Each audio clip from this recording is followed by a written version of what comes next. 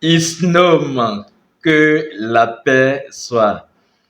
Chers amis, bienvenue dans Tchinji. Bienvenue dans la lumière flamboyante. Soleil 4, 3, 2, 0. Je viens à vous dans cette communication, dans cette vidéo pour que nous puissions fêter ensemble la fête de nativité. Je viens donc à vous avec une question qui est d'actualité, une question liée à la fête de Noël. La question, c'est est-ce que en tant qu'Africains, est-ce que en tant que Noirs, nous devons fêter la fête de nativité? Est-ce que nous pouvons participer à cette fête de Noël? Parce que pour ce qui nous a été rapporté par la religion importée, c'est que la fête de nativité est liée au petit Jésus. La fête de nativité est liée à l'enfant Jésus, à la naissance de Jésus le Christ, fils de Joseph et de Marie. Et donc, si on considère que Jésus est de peau blanche, on peut se demander qu'est-ce qui nous concerne dans cette fête. Et c'est à juste titre qu'on pourrait poser cette question. Mais là, nous sommes dans les considérations de couleur de peau. Peu importe que Jésus soit de peau blanche ou de peau noire, nous ne voulons pas rentrer dans ce débat parce que nous préférons aller dans le principe des choses. Pourquoi? Simplement parce que quand vous considérez l'esprit des choses, vous allez retrouver l'unité à travers toutes choses. Mais quand vous considérez la forme des choses, vous allez avoir différentes possibilités de forme, car tout ce qui monte converge vers l'unité et tout ce qui descend diverge dans la séparativité. Donc, si vous êtes sur la montée, vous allez percevoir l'unité à travers la multiplicité des courants philosophiques. Et si vous êtes dans la descente, vous allez constater alors la multiplicité et la séparativité autour de vous. Séparativité dans laquelle vous pourrez dire, ça c'est pour eux, ceci c'est pour nous. Alors, commençons déjà par la considération qui nous est présentée ou bien qui nous a été présentée. Si même on considère Jésus de peau blanche, Jésus est avant tout un être humain, vous voyez, et un être humain peut être considéré par rapport à son aspect physique. Ça, c'est pour les mondains, d'accord? C'est pour les terriens. Mais pour nous, métaphysiciens, pour nous, spirituels, pour nous qui sommes en quête de la sacralité des choses ou bien de l'aspect caché des choses, nous allons reconnaître alors qu'un être humain est avant tout une âme. Alors déjà, avec cette approche, la question de couleur de peau est biaisée. Vous voyez, avec cette approche d'âme, posez-vous la question, l'âme a-t-elle une couleur? En tant qu'âme, est-ce que j'ai une couleur? Certainement pas. L'âme peut avoir une fréquence de rayonnement, mais l'âme n'a pas fondamentalement une couleur. Et c'est déjà bien que tout de suite, sur le plan d'âme, nous retrouvons déjà l'unité des choses. Alors, laissons les choses à ce niveau et avançons parce que ce qui nous intéresse, c'est le principe. Quand on retrouve le principe, on peut voir si cela fonctionne avec nous, avec notre code génétique africain ou pas.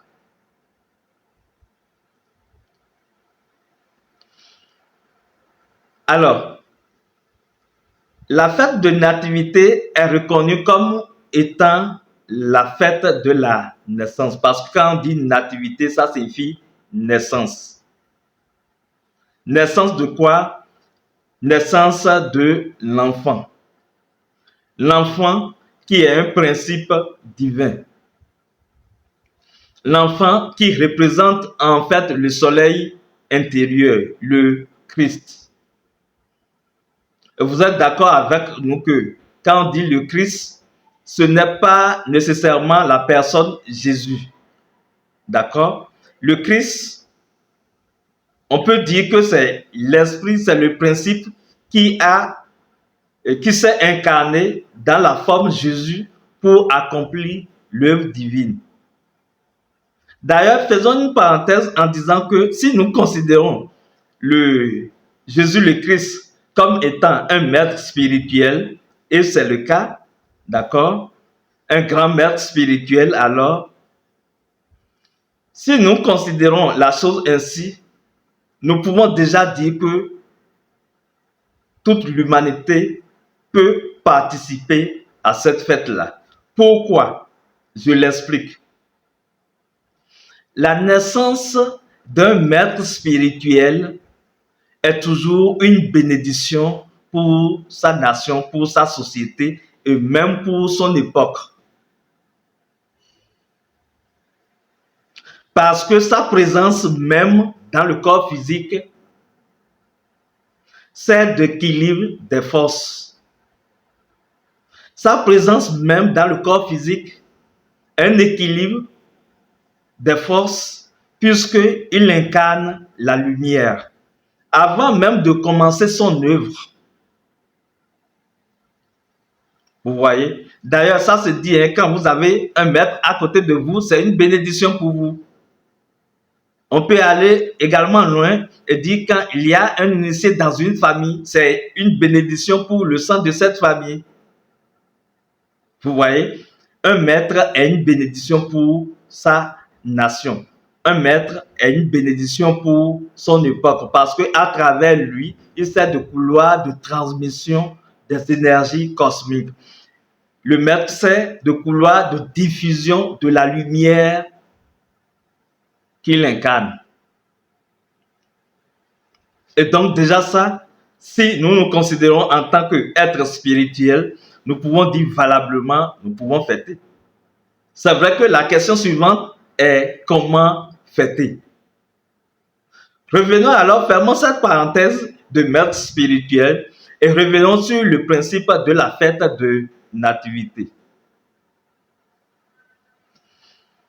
La fête de nativité est la fête de la naissance de l'enfant. L'enfant qui incarne le principe de l'innocence, le principe de la pureté en vous, le principe du logos, ce qu'on appelle le Christ, ou en Orient, on va appeler le principe bouddhique.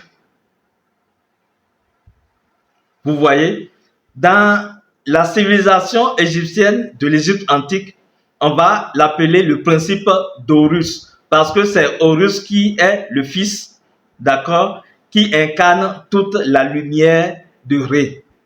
C'est Horus qui est le fils qui porte le disque solaire sur sa tête. Et donc, c'est l'enfant soleil. Donc, la fête de Noël est la célébration de la naissance de l'enfant soleil ou la célébration de la naissance du soleil divin ou la célébration de la naissance de la lumière cosmique.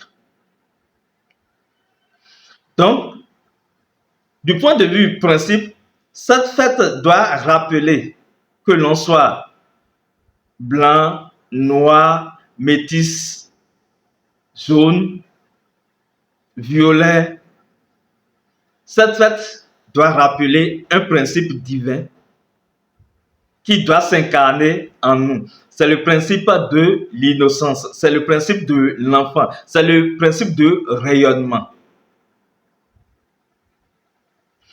D'ailleurs, certaines personnes considèrent cette fête comme une fête païenne.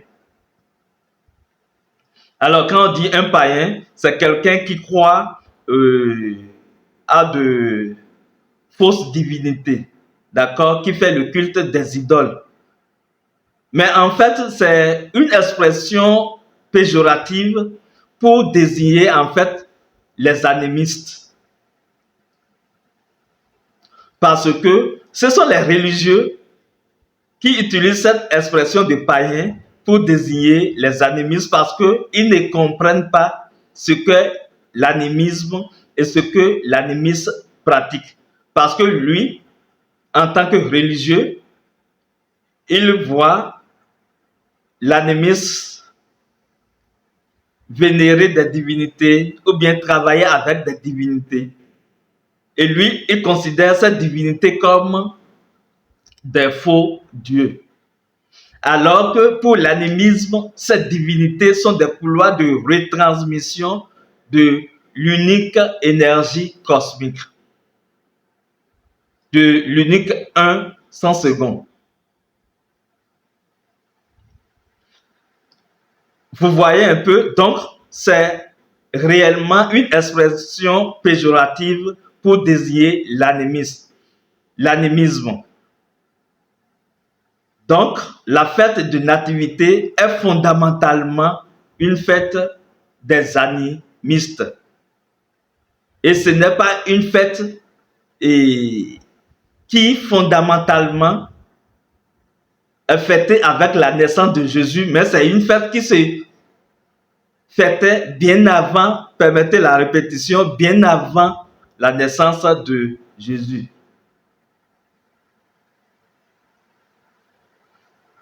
Vous voyez un peu la chose, ce qui signifie que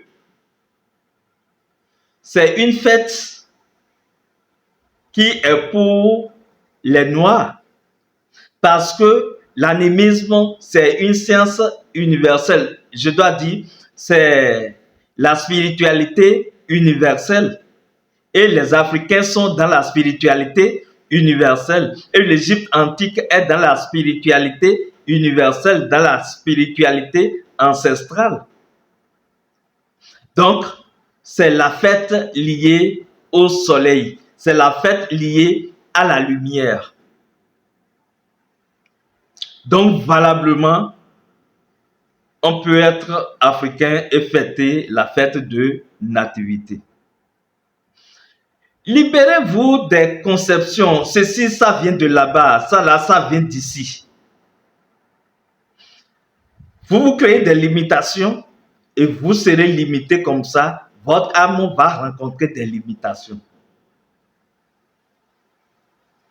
Mais quand vous vous libérez, vous allez retrouver l'unité à travers les choses. Et quand vous constatez un principe quelque part, vous pouvez honorer ce principe.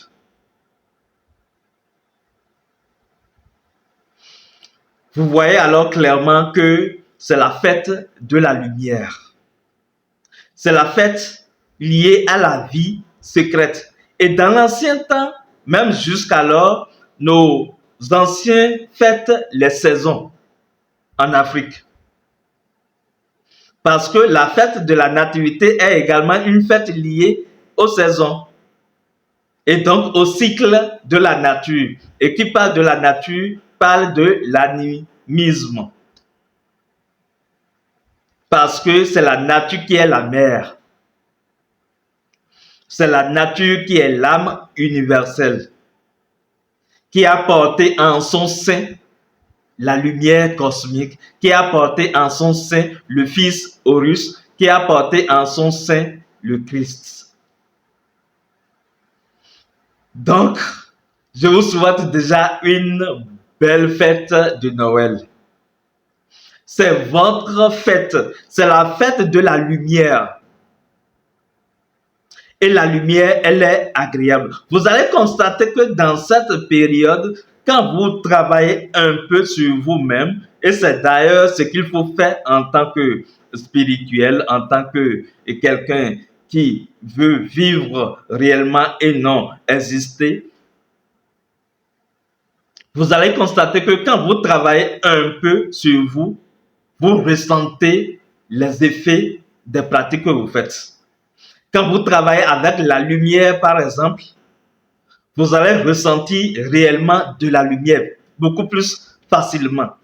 Parce que les courants d'énergie qui circulent actuellement dans le cosmos sont favorables à l'éveil, sont favorables à la connexion avec la lumière.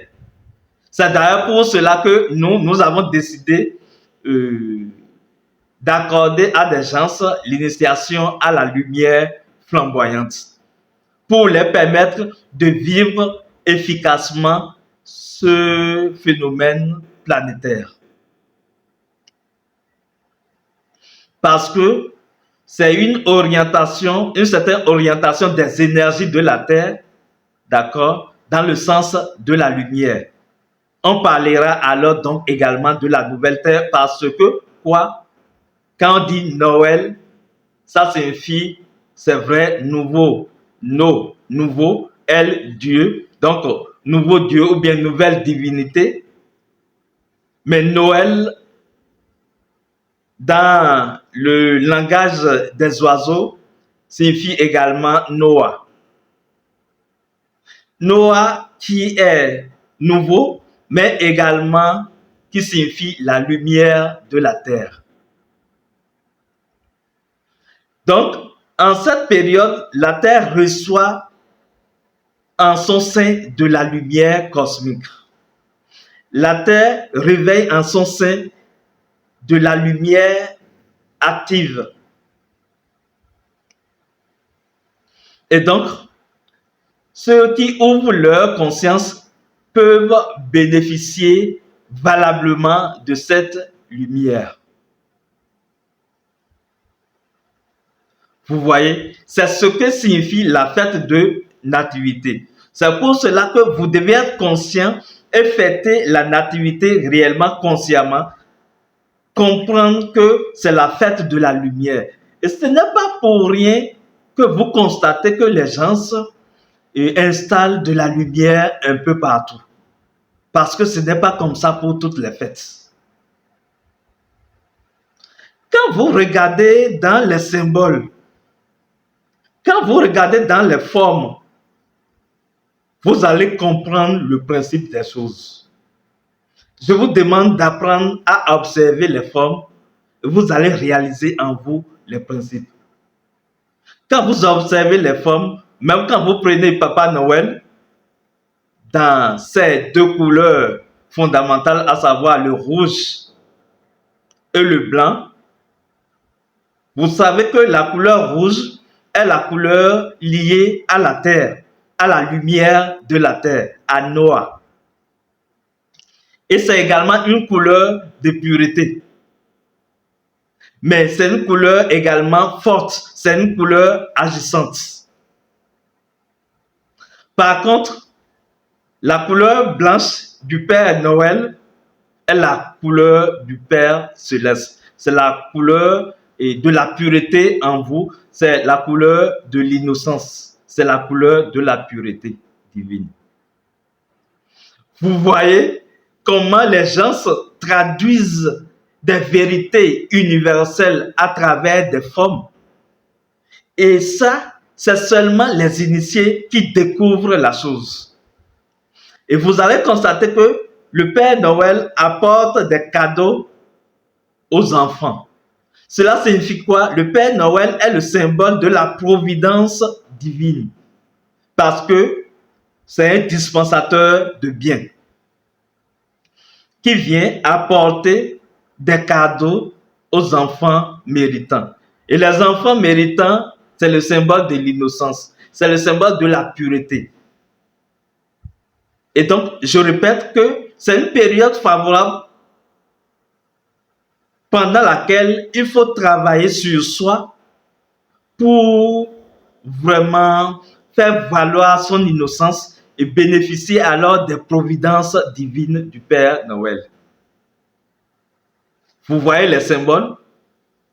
Et cette providence divine passe par l'arbre de Noël.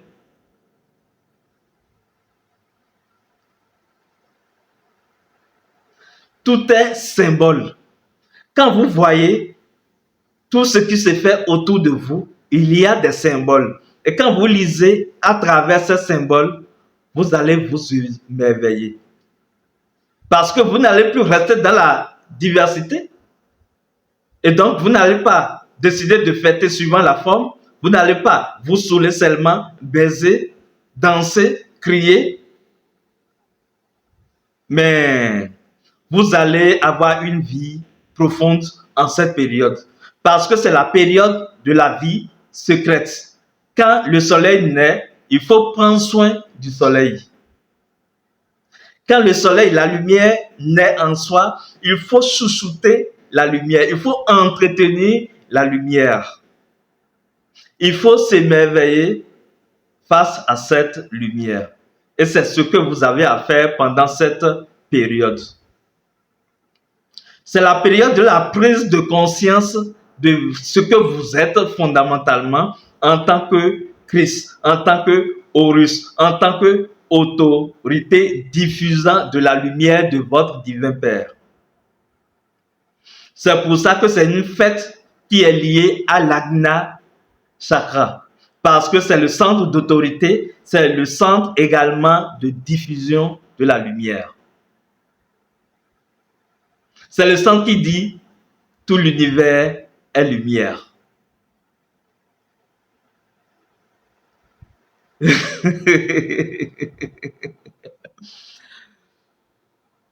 Je profite de cette occasion pour souhaiter une joyeuse Noël à toute la communauté de la lumière flamboyante.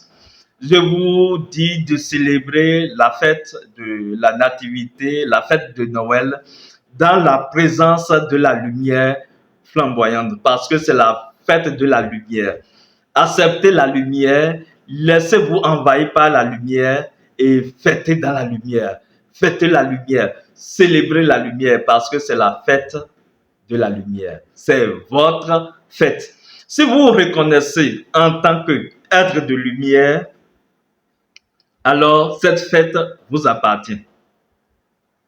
Si vous êtes un travailleur de lumière, alors fêtez la fête de Noël. Fêtez la lumière. Fêtez votre naissance et travaillez spirituellement pour incarner alors les valeurs de cette fête, à savoir l'amour, à savoir le pardon, à savoir l'innocence, à savoir la simplicité du cœur, à savoir la pureté, à savoir les bénédictions, tout ce que vous voulez, comme bénédiction divine. Allez, je vous souhaite, une joyeuse fête de nativité, une joyeuse fête de Noël. Amusez-vous bien, laissez exprimer l'enfant en vous en toute innocence et fêtez la lumière. Dites à travers cette fête, je suis l'aigle royal, je suis la lumière flamboyante, Isnom, que la paix soit.